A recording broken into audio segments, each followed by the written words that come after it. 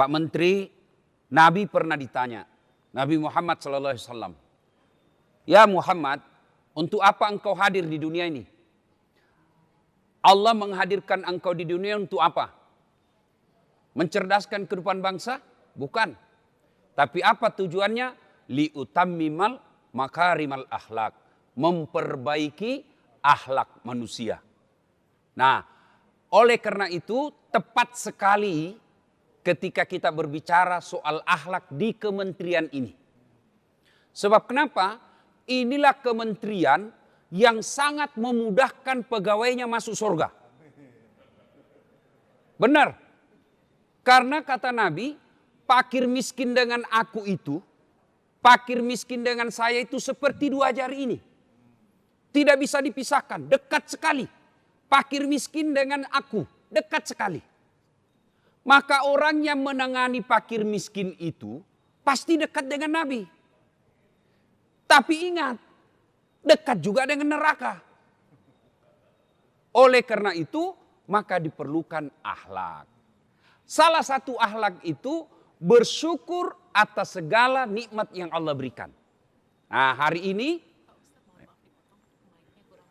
ya, mic-nya kurang bagus. Ya, alhamdulillah. Ya.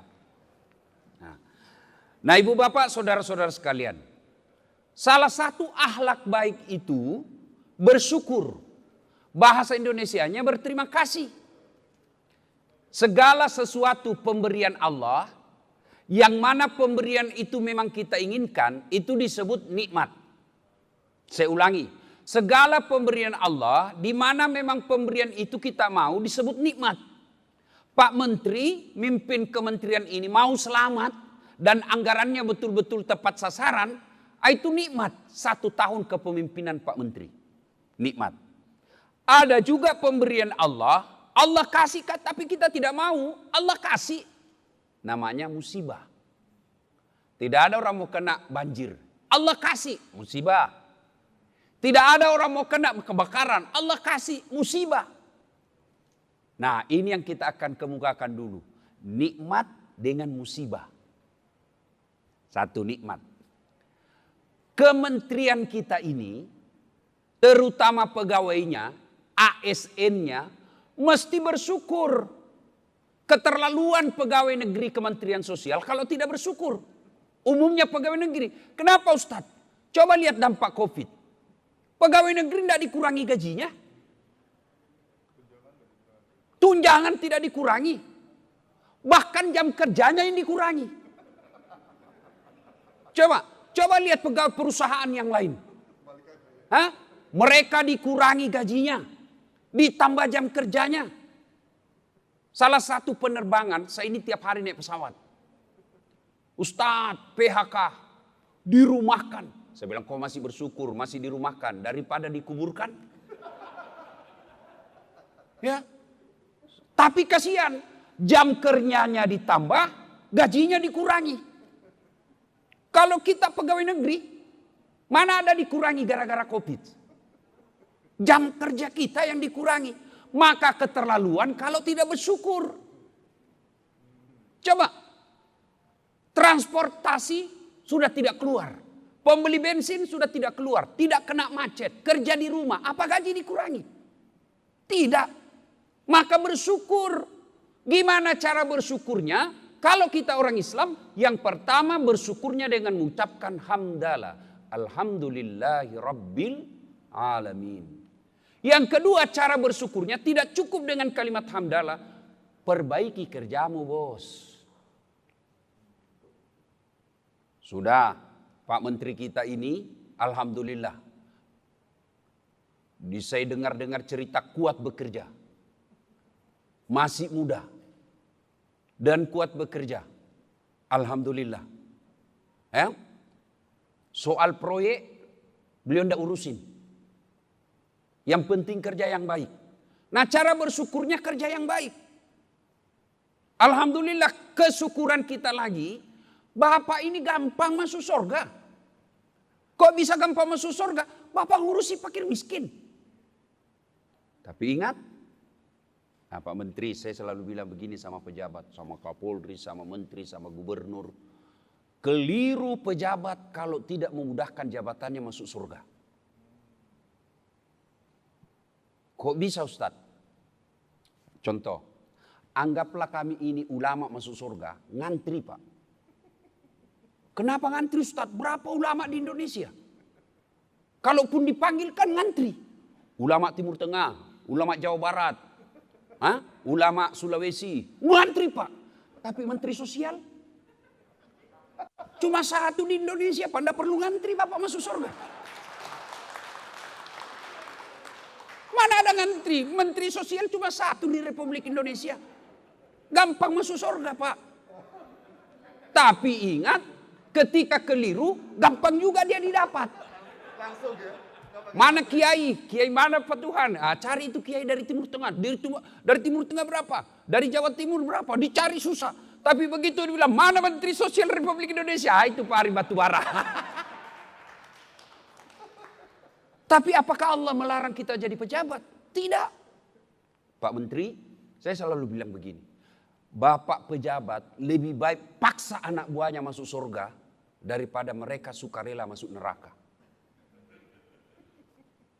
Kalau Pak Menteri punya jabatan, punya kekuatan, Bapak bisa perintah satu kementerian.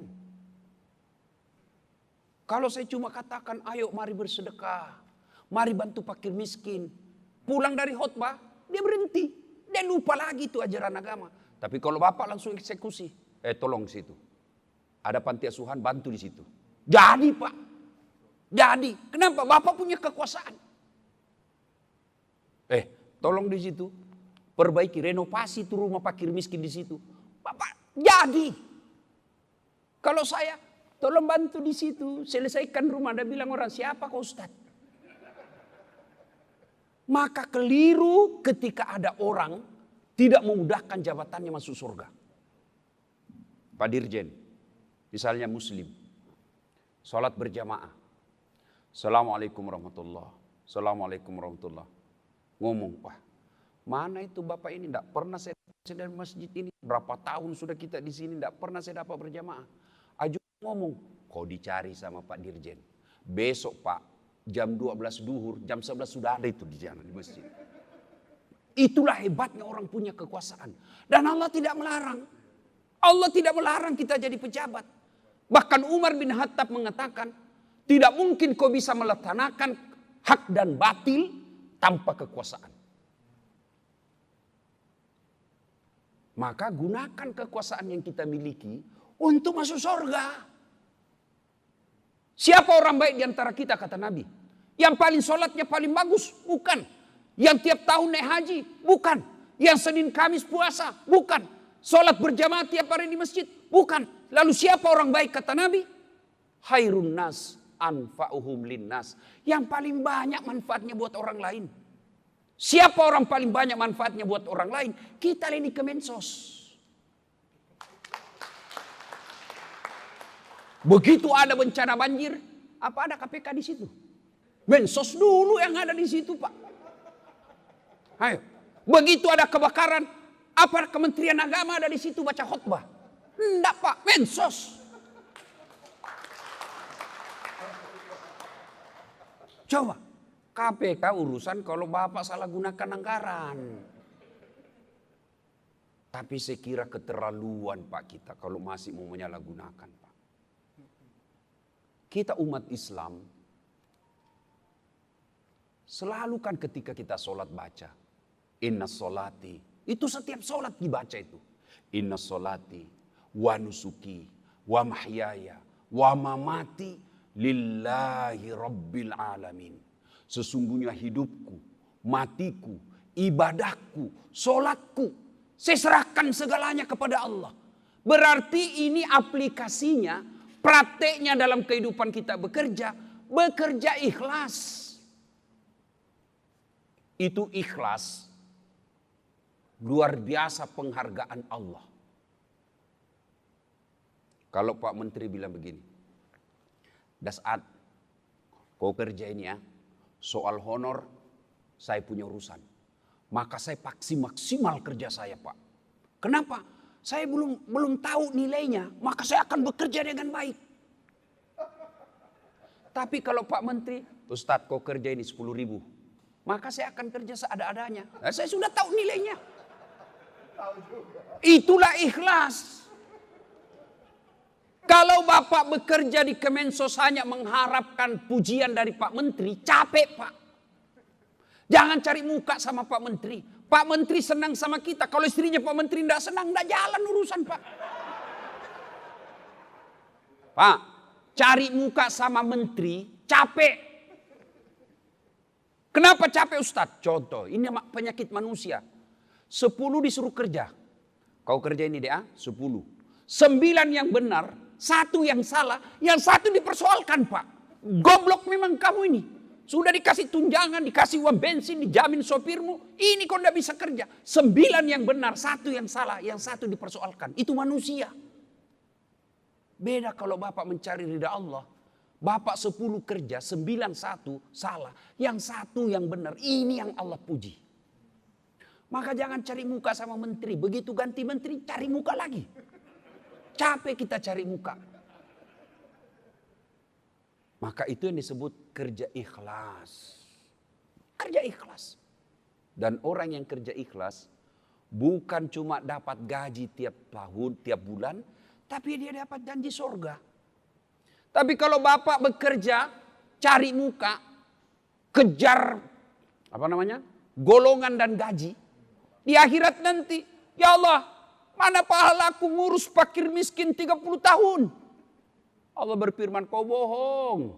Kau ngurus fakir miskin itu kan kau mau cari muka. Kau sudah dapat eselon, kau mau dapat penghargaan manusia. Kau sudah dapat, saya sudah kasih kau di dunia.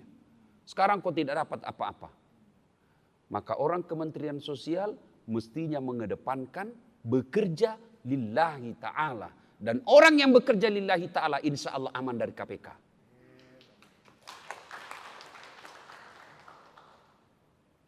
Itu. Tapi ingat, orang di Kemensos juga ini Allah ancam ayat. Oh, tidak tanggung-tanggung ancamannya Pak. Dan Bapak orang Islam pasti hafal semua ini ayat. Ara'aital ladzi yukatsibu biddin. Allah bertanya, tahu enggak kamu pendusta agama? Apa artinya? Hajinya dusta, sholatnya dusta, puasanya dusta, bahkan sahadatnya pun dusta kata Allah. Keislamannya Islam dusta. Siapa mereka? Mereka kata Al-Quran tadi, mereka yang menghardik anak yatim piatu dan membiarkan fakir miskin terlantar. Itu tanggung jawab Bapak semua. Hati-hati. Dan kalau ngambil haknya fakir miskin, susah tobatnya Pak. Susah tobatnya. Kalau saya dosa sama Pak Menteri, gampang saya Pak. Apalagi kalau dosa kepada Allah, gampang sekali tobatnya. Kenapa? Dosa kepada Allah gampang tobatnya. 1, nyesal. 2, akui. Jangan lagi, ini. Tidak, akui kau salah. Yang ketiga, jangan ulang. Yang keempat, ganti kebaikan. Kata Allah, semua dosamu saya ampuni. Kecuali kau mengaku Tuhan saya tidak ampuni kau. Tapi dosa kepada sesama manusia, syaratnya menjadi setelah 4 tambah lagi. Menyesal, mengakui, tidak mengulang, ganti kebaikan. Yang kelima, minta maaf sama yang bersangkutan. Dan yang keenam, kalau berkaitan barang, kembalikan barang negara yang pernah kau ambil. Jadi kalau saya dosa sama Pak Menteri, 1, saya akui. 2, saya menyesal. 3, tidak mengulang. 4, saya ganti menjadi lebih baik, saya akhlak saya kepada Pak Menteri. Yang kelima syaratnya saya minta maaf. Pak Menteri, maafkan saya. Kenapa dulu sendalnya Pak Menteri hilang. Saya ngambil itu Pak Menteri. Maafkan saya. Itu syarat itu harus. Sudah itu lalu saya katakan lagi, Pak Menteri bilang, oke, saya maafkan kau udah saat, tapi kembali dulu sendalku. Itu tidak boleh kalau tidak disebut. Maka bapak-bapak yang pernah berdosa kepada istri, syaratnya harus sebut itu Pak. Ibu maafkan saya Bu. Apa judulnya ini Pak? Tiba-tiba kau minta maaf. Nggak usah lah, nanti kau ngamuk lagi. Maafkan saya Bu. Apa sebabnya? Tapi jangan kau marah Ibu ya. Nggak apa. Maafkan saya Bu. Dulu waktu saya tugas ke Sulawesi, saya ada perempuan mirip betul sama kamu Bu. Maafkan saya hilap Ibu, saya hilap. Kata istrinya, begitulah manusia biasa Pak. Kadangkala kita hilap. Saya maafkan karena waktu itu saya juga selingkuh.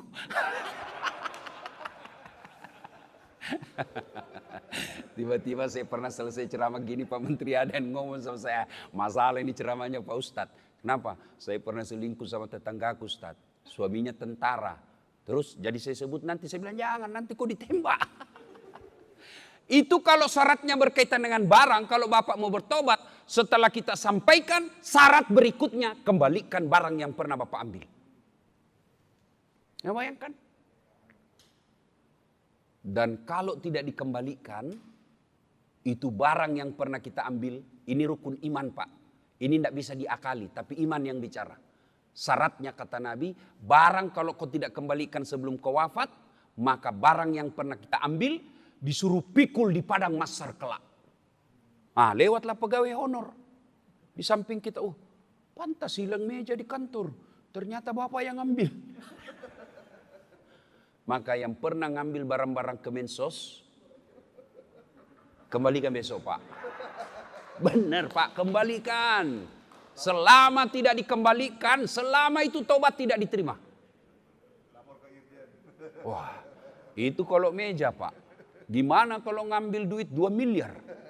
Tapi dia bilang mahasiswaku, duit 2 miliar Ustadz di dompet aja itu kalau uang Singapura yang 10.000. Saya bilang jangan kau bayangkan uang 10.000 Singapura. Tapi kau bayangkan uang koin 2 miliar, berapa karung kau pikul itu?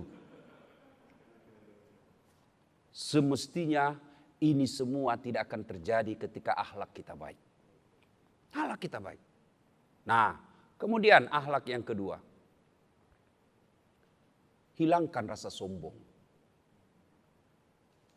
Kantor ini Pak, biasanya kinerjanya tidak baik kalau banyak pegawainya orang-orang yang sombong.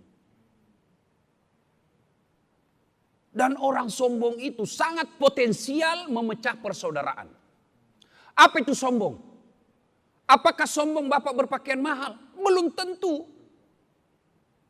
Pak Menteri punya usaha sebelum jadi menteri, punya duit, pakai barang mahal. Apa sombong? Tidak. Pakai itu Pak, itu rezekinya Bapak supaya orang tidak meremehkan Bapak.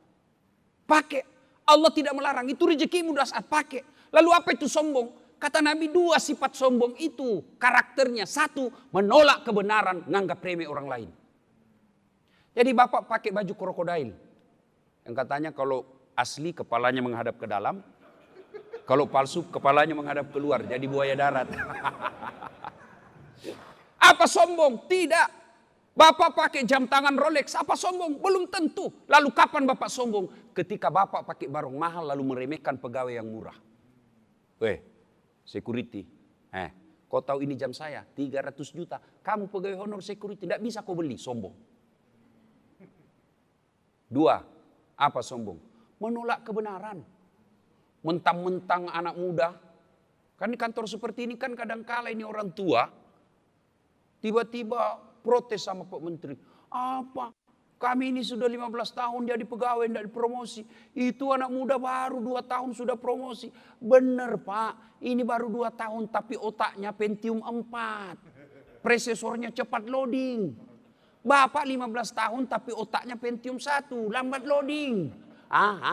Sudah Pak, sudah Pak, mana? Tinggal di print, belum sudah namanya itu. Ini otak zaman dulu ini yang begini.